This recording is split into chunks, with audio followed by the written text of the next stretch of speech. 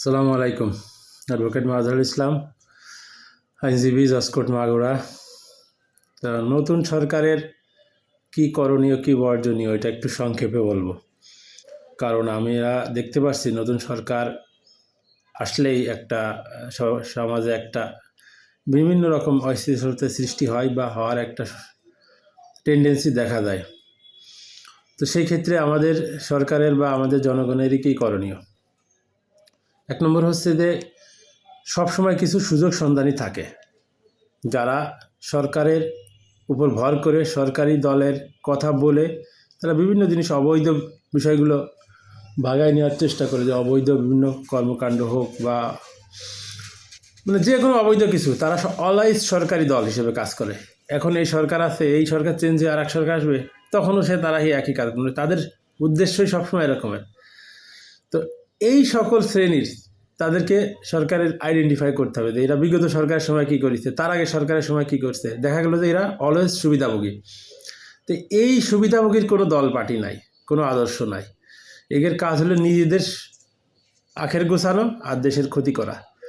তো এদের থেকে সতর্ক থেকে, এদের থেকে কিভাবে রাষ্ট্রর তার নিজস্ব সম্মানকে রক্ষা করবে সেটা চেষ্টা করতে হবে।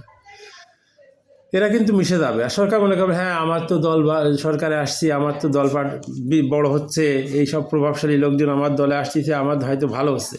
হ্যাঁ, এরকম ভালো হওয়ার মধ্যেও সে যেন দেখা গেলো সরকারের বদনাম করে না বসে। একটা সরকার থাকলে তার কিন্তু একটা বদনাম হয়।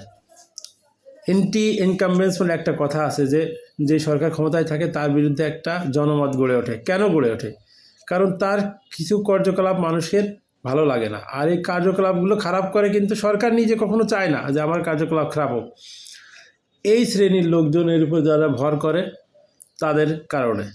তো এই শ্রেণীর লোকদেরকে আইডেন্টিফাই করা উচিত।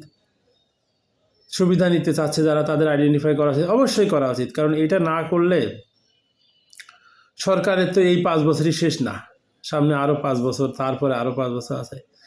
যদি মানুষের মন উঠে যায় আর নিরপেক্ষ নির্বাচনের ব্যবস্থা থাকে, তাহলে কিন্তু একটা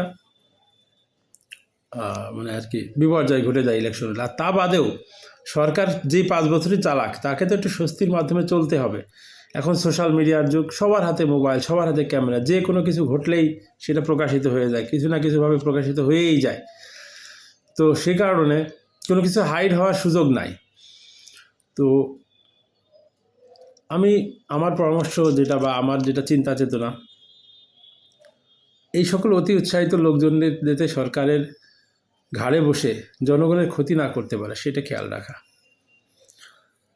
আর একটা যারা বিরোধী আছে তাদের করণীয় হচ্ছে যে সকল কাজে বিরোধিতা না করে কিছু কাজে উৎসাহ প্রদান করা, আর যেগুলো বিরোধিতা করা সেগুলো বিরোধিতা করা। তো আশা করি এখন যে বিরোধী দল আছে এরা খুব, আমার কাছে মনে হয় এরা খুবই এই দিক থেকে অনেক সচেতন।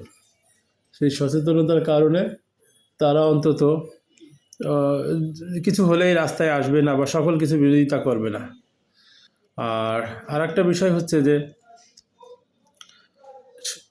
মানুষ চাইলে নিজে শান্তিতে থাকতে।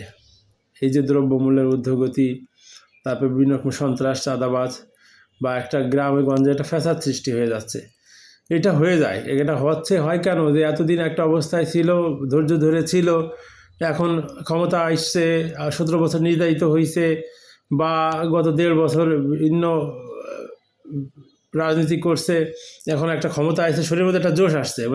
আমরা তো খুব কম সহনশীল জাতি, কিছু করতে হলেই গ্যাঞ্জাম সৃষ্টি হয়েছে। কিন্তু একবার গ্যাঞ্জাম সৃষ্টি হয়ে গেলে আপনি হয়তো আজকে মারলেন, ও আবার কালকে মারবে। আজকে কুষ্টিয়ায় দেখলাম যে একে মারছে, পরে তারা আবার 7 গুণ মেরে আসছে। তো এরকমের তো একবার শুরু হইলে প্রথম থেকেই সহনশীল থাকতে, শুরু যাতে না হয়। আপনি যখন আমাকে আঘাত করবেন, আমাকে বিভিন্ন জায়গায় একা পেয়ে বা দুর্বল পেয়ে আমার দুর্বল স্থানে আঘাত করবেন, আমি যখন একবার সবল হব বা সুযোগ পাবো, আমিও আপনাকে আঘাত করে ফেলবো। তো এই একটা চেইন সৃষ্টি হয়ে যায়। এই চেইনটা যাতে সৃষ্টি না হয়, শুরুটাই করা যাবে না। আপনি আমাকে আঘাত করবেন না, আমি আপনাকে আঘাত করব না। আমি আপনাকে প্রতি সহনশীল থাকবো, আপনি আমার প্রতি সহনশীল থাকবেন। আমি আপনাকে গালি দেবো না, আপনি আমাকে গালি দিবেন না। আলোচনা সমালোচনা ডিবেট থাকবে, এটা গণতান্ত্রিক প্রক্রিয়া, রাজনীতির মধ্যে থাকবে। কিন্তু ভুলে গেলে চলবে না, ইতিহাস ভুলে গেলে চলবে না। ইতিহাস ভুলে যাই আমরা সব, এই যে টাটকা ইতিহাস ভুলে যাচ্ছি। সামনের উপরে যে গত জুলাই আগস্টের ঘটনায় আমরা ভুলে গেছি, বেমালুম আমরা উল্টো অনেক কথা বলছি। আসলে এইটা তো আমাদের একটা সুযোগ, এই যে রাষ্ট্র মেরামতের, এবং নতুন একটা ইলেকশনের মাধ্যমে নতুন সরকার আসছে, একটা গণতান্ত্রিক প্রক্রিয়া শুরু হয়েছে, এইটার মাধ্যমে একটা অব্যাহত থাকবে। সামনে আবার 5 বছর পর আবার একটা সুন্দর নির্বাচন হবে, এভাবে একটা গণতান্ত্রিক প্রক্রিয়ায় সরকারে পালাবদল ঘটবে। কিন্তু আমরা যদি এটা না অব্যাহত রাখি, আলটিমেট দিন শেষে আমরাই লুজার হব এবং ইহকাল পরকাল উভয় হারাবো। আমরা তো পরকাল নিয়ে কোনো চিন্তাই করি না। পরকাল নিয়ে যদি আমাদের চিন্তা থাকতো, আমাদের ইহকালটা সুন্দর হতো। আমরা এই জ্ঞানজাম ফেসাদ কিছু হলেই, এই যে কালকেই তো কাল রাত্রে, কালকে সেহরিতে নড়াইলে 5 জন মারা গেল, একই পরিবারের 2 জন, বাবা ছেলে। একটা হয়তো সামাজিক দলাদলি হোক বা পুরনো রাজনৈতিক ক্ষোভ হোক, তা বলে কি একটা পরিবারের 2 জনকে এরকম মেরে ফেলতে হবে? কিয়ামতের মাঠে কি হবে আপনার? তারা তো মারা গিয়ে এমন হতে পারে আসে মজলুমের কারণে কিয়ামতের মাঠে নাজাত পেয়ে যেতে পারে, কিন্তু যারা মারলেন তাকে তো আজীবন জাহান্নাম। আপনি অনেকে আবার বলবেন যে আপনি কি জাহান্নামের টিকিটও বেচতেছেন? না রে ভাই, আপনি একজনকে হত্যা করলেন, বিনা কারণে হত্যা করবেন, আপনি ঠান্ডা মাথায় হত্যা করবেন, রাজনৈতিক প্রতিপত্তির কারণে হত্যা করবেন, আপনি চিরস্থায়ী জাহান্নাম থাকবেন না, তো আরেকজন জাহান্নামে থাকবে।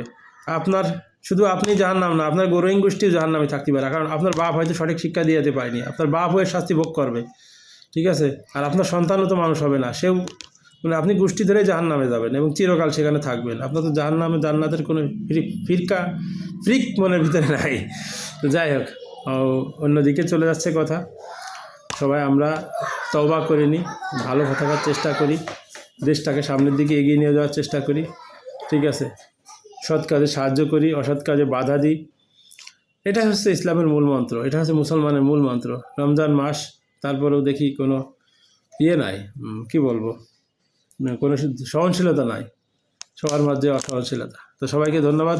আসসালামু আলাইকুম রহমতুল্লাহ।